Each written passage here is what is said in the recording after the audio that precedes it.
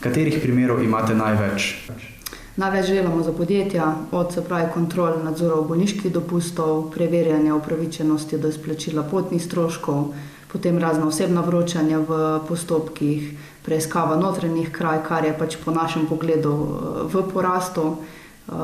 Torej, preiskovanje disciplinskih kršitev v podjetju, to je naše področje, s katerim se vsakodnevno ukvarjamo. In kako izgleda v bistvu ta postopek? Stranka pristopi do vas, potem sledi razgovor, kako poteka to delo detektiva? Tako, naročnik, torej podjetje, ne si bo to uprava, predsednik uprave, direktor pristopi do nas, pogovorimo se o samem problemu, podpiše pooblastilo, ki je zakonsko obligatorno za to, da pričnemo z našim delom, pogovorimo se o konkretnem primeru, naredimo analizo, se pravi, kako bo primer potekal, ker vsak primer je drugačen, se dobro pripravimo na primer, preverimo vse javno dostopne baze in plačljive baze podatkov in potem gremo na teren. In koliko primerov, ki jih prevzamete, se dotika varanja? Manj kot dela za podjetje, tam nekje 5 do 10% našega dela, ampak ne nazadnje je to tudi neko pomembno področje, ker vi recimo, ko imate problem v podjetju, boste dokaj bolj objektivno gledali na ta problem, kot da imate nek problem, se pravi v zasebnem življenju, kjer ste subjektivno to vpleteni. In to so dokaj težki primeri. Ni pa samo to, ali se pravi dokazati to, ali oseba vara oziroma ne, je potem še dosti drugih zadev, se pravi, bo sledila razveza potem, kako je s skupnim premoženjem, je mogoče v igri skupno podjetje, so mladoletni otroci v ozadju, torej sledi z tega preživnina, skrbništvo nad otroci in je to tudi zelo pomemben del tega, kako stranki svetovati naprej. Da slučajno se ne prenagli, ker so primeri, kjer seveda, ko ena oseba odkrije, da je druga vara, potem postopa prehitro in druga začne premoženje skrivati, odtojevati in tako naprej. Torej so to zelo pomembni trenutki, kako sebi naprej svetovati. Torej gre za zelo delikatno področje. Zelo delikatno področje, se pravi, sploh zaradi tega, ker je človek subjektivno to vpleten in so čustva in ne more objektivno na neko stvar pogledati, kot recimo na nek problem, ki ga ima v podjetju. Pa ste kdaj kakšen primer že zavrnili? Primer recimo tudi pri varanju. Ste zavrnili, zato ker ste začutili, da ne gre za utemeljen sum, ampak v bistvu gre za nek način vohunjenje za partnerjem, recimo?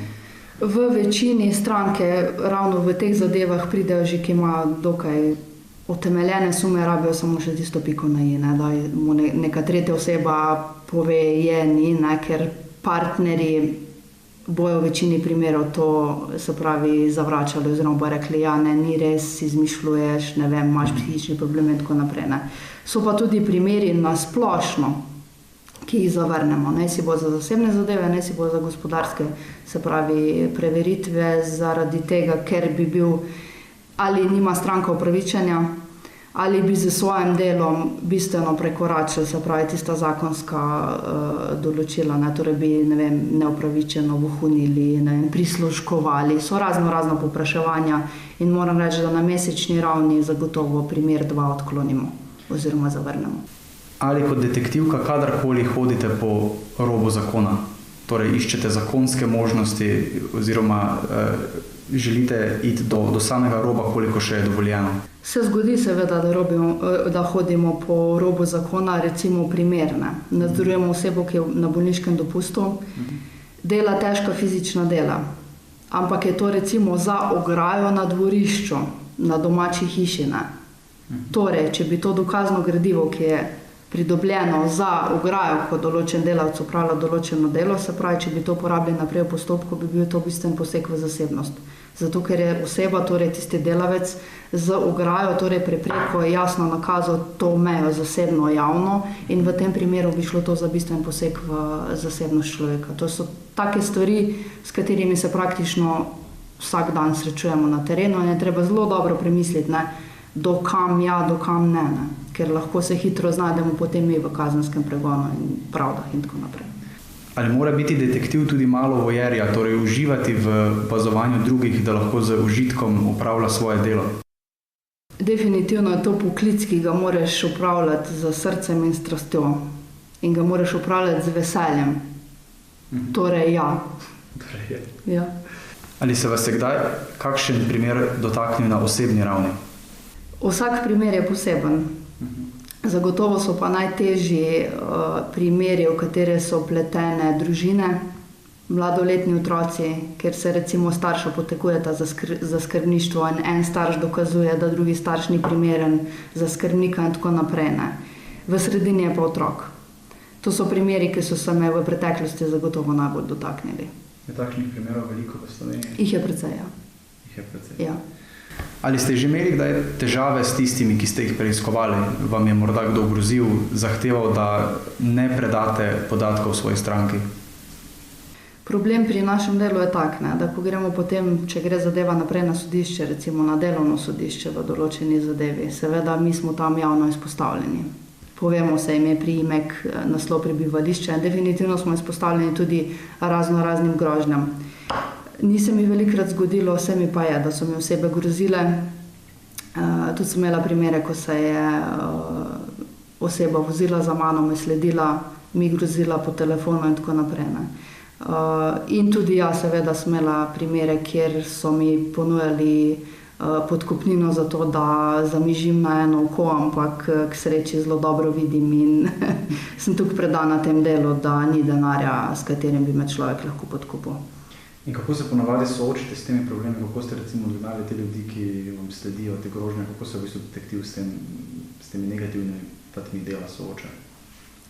Če bi človek, ki opravlja to delo, gledal na to, kaj vse se mu lahko zgodi, zagotovo se s tem ne bi ukvarjal, ne? Ker marsikaj se lahko zgodi, ne? Tudi fizično nasilje in tako naprej. Ne? To so tudi kolegi imeli že izkušnja, ker se je klicalo policijo, ker je oseba jih fizično napadla in tako naprej, ampak mislim, da je ključno pri tem, da zna oseba verbalno obvladati situacijo. Se pravi, s komunikacijo, skomunicirati, tudi če je oseba nasilna na drugi strani, ne, kar se dogodi, potem to zadevo umiriti. Včasih je to možno, so pa tudi primeri, kjer ni. Mi sicer samo osebno posedujem varnostno orožje, torej bi orožje lahko tudi praktično 24 ur nosila pri sebi, ampak se mi to ne zdi smotrno, ker ne vidim razloga, kaj bi s tem dosegla. Ne. Torej, komunikacijske veščine in spretnosti so tiste, ki so ključne pri našem delu, tudi pri obvladovanju takih težkih konfliktnih situacij. Ali ste imeli kdaj težave zaradi vašega spola? Nasploh tako v branži, med detektivi samimi, se je bilo treba dosti bolj dokazovati. Da sem se dokazala, da sem ekvivalent ostalim. In pa seveda tudi v gospodarstvu tako, ne, da ženske se moramo bolj dokazovati, da pokažemo to, da smo strokovne, da znamo delati. Konkretno pri primerih se mi pa zdi, da je to marsikdaj lahko prednost. Ker ljudje ne pričakujejo kot detektiva nekega moškega, imajo neke svoje stereotipe, ne, marsikdo pa ne pričakuje, da nas je tudi dosti žensk v tem poklicu.